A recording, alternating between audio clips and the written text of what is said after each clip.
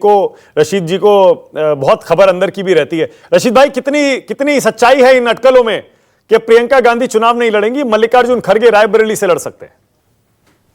हमारा चीफ, एक तो पहली बात, मुझे अपने बारे में कोई मुगालता नहीं है। दूसरी बात मैं आपसे कहूंगा हैसियत पत्रकार के, कि इस समय सूत्रों के ऊपर ज्यादा ध्यान न दें, क्योंकि सूत्रों को भी कुछ ज्यादा पता नहीं है, वो भी अपना कयास तीर तुक्का लगा रहे हैं।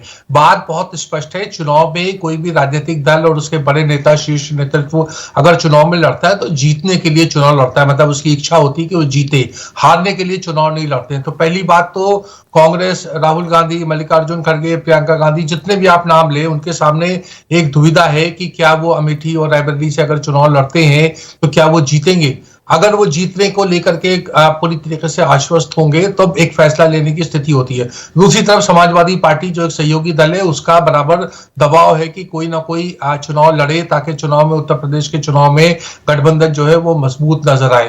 तो और पार्टी ने अपनी तरफ से पूरी तैयारी कर रखी है दोनों सीटों पे, और उन्होंने वो राहुल गांधी और अगर हम कहें गांधी परिवार के विवेक पे छोड़ा है।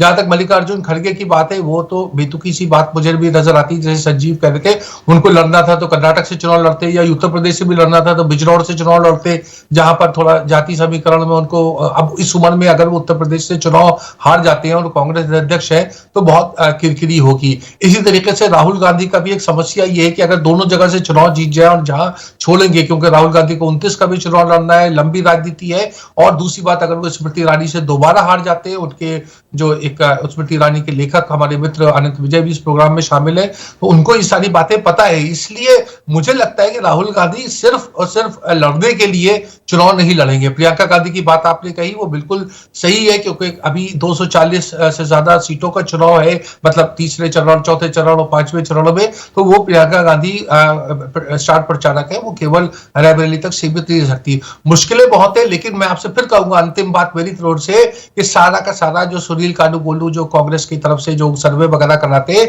उनकी असेसमेंट के ऊपर निर्भर करेगा कि क्या राहुल गांधी या प्रियंका गांधी या जो भी चुनाव लड़ रहा है अमेठी रायबरेली से, क्या वो जीतने की स्थिति में है? हाँ तो बिल्कुल जाएंगे, ना तो वापस। और अगर कोई नहीं होता है, राहुल और प्रियंका दोनों नहीं लड़ते हैं, तो फिर उनके लिए अमेठी रायबरेली से किसे उतार सकती है? आपकी समझ क्या कहती है रशीद भाई? रशीद भाई सुन रहे हैं? संजीव कुछ कहना चाह रहे हैं, संजीव जल्दी से, उसके बाद अनंत विजय के पास जा रहा हूं। राशिद किदवई तो बहुत ही संतुलित बात करते हैं हमेशा, लेकिन मैं एक बात से ना इत्तेफाकी रखता हूं कि ये हार जीत के डर से चुनाव नहीं लड़ना मेरे समझ में नहीं आता, क्योंकि वो चुनाव के नतीजे तो 4 जून को आएंगे, तब मालूम पड़ेगा कि आप हारे या जीते। अगर वो नहीं लड़ते हैं तो पहले ही है चुनाव, तो इसलिए कभी कभी बोल्ड फैसले लेने पड़ते हैं। 4 जून को जो नतीजे आएंगे उससे 4 जून को निपटिएगा। पूरा मई पड़ा है, पूरे चुनाव पड़े हैं, पूरी उसकी मैसेजिंग होती है, तो उसमें उनको कूदना चाहिए। बिल्कुल अगर कोई उनके सलाहकार ये बताते हैं, उन्हें समझा रहे कि अरे भाई हार जाओगे तो तुम्हारा क्या होगा, अरे तो भाई नहीं लड़ोगे तो तुम्हारा क्या होगा। सही कह रहे हैं। और अभी तो 4 चरण का चुनाव बाकी है, 5 चरण का, ऐसे में क्या संदेश जाएगा?